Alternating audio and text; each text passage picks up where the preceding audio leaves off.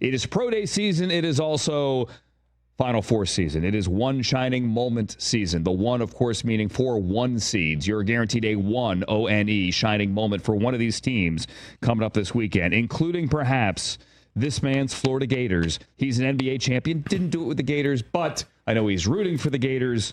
He's a walking double-double, as somebody once said recently. David Lee, how the heck are you, man? Doing great. Thank you for having me. How you feeling about your Gators in San Antonio this weekend? I got my fingers crossed for sure. I chose them at the start of the tournament because I knew that I was going to cheer for them anyways. And I had them against Duke in the final, and it's looking like that's a decent possibility for that to happen. To be fair, do you pick them every year? No, I don't. And of course, the natural thought is 1 seeds never make the Final Four. All of them never make the Final Four. So I kind of felt dumb picking them in my bracket, but I was going to cheer for them. So I thought, why not? And this is the year that all 4 1 seeds make it. Okay, so about the 1 seeds, David, does that mean it's been a tournament, or does that mean, hey, they got it right? Look, we knew who the 4 best teams were. They nailed it. I think a little bit of both. I think from a fan enjoyment standpoint, everyone loves to see the upsets. They like to see the Cinderella teams make a run.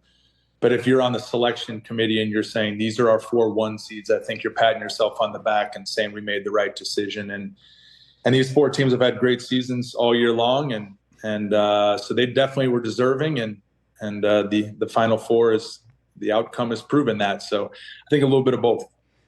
Talking to David Lee here, who's a DraftKings talent ambassador. I'm sure you're sick of this question because, I mean, even before NIL, I live in the football world. You always talk to the old football players. Man, you see that contract? Wouldn't have been great if you guys got paid that.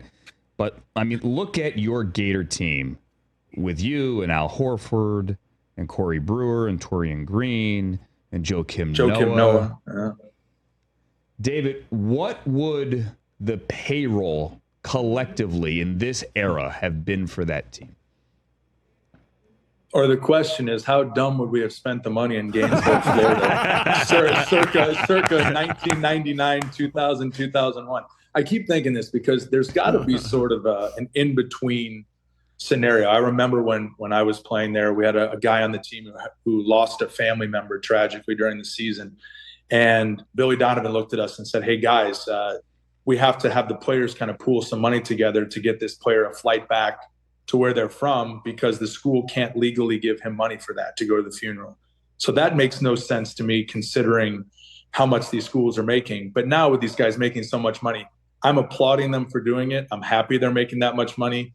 But the fact that they're making so much and able to transfer freely, it's brought some questions about college, sports overall into my head. And I know a lot of these college coaches are very frustrated by it. So I think there's probably a healthy medium or a way to like hold the money for a certain point until guys go pro or until they're done with college. I don't have the solution. I certainly don't, and how to do it fairly across all sports.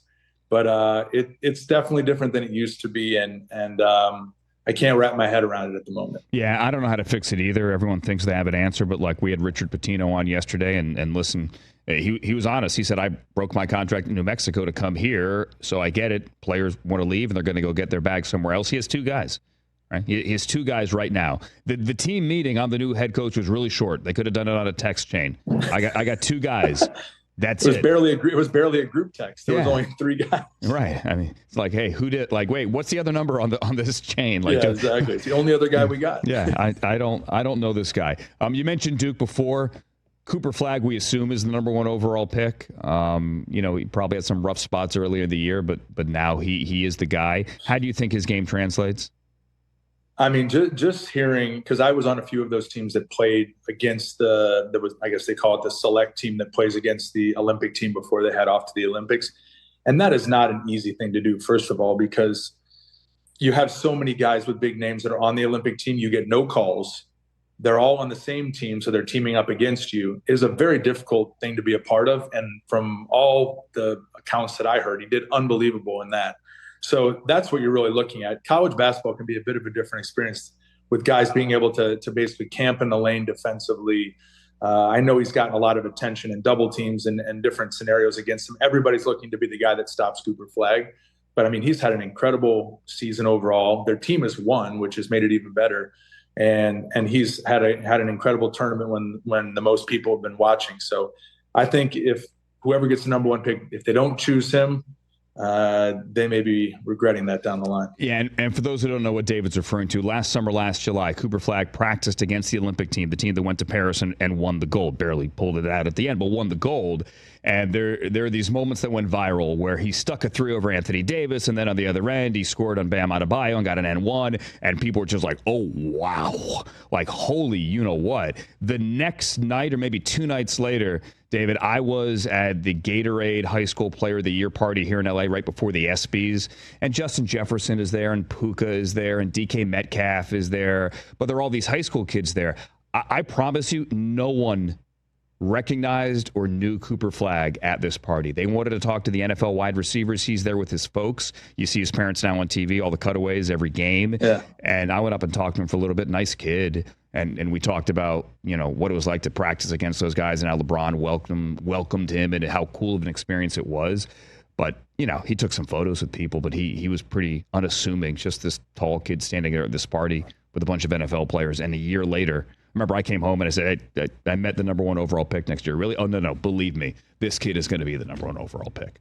Yeah, I mean, and that's part of it also, right? I hear everyone says how good of a work ethic he has and that he's a humble guy and that he does all the right things. And if you're drafting a guy number 1, number 2, I mean, that's what you want, right? Because the talent can be there, but obviously the work ethic and the stuff off the court has to follow. So that's good to hear. And from all accounts I've heard, he's a good guy. Catch the Rich Eisen Show live weekdays from 12 to 3 p.m. Eastern on Roku Sports Channel in the U.S.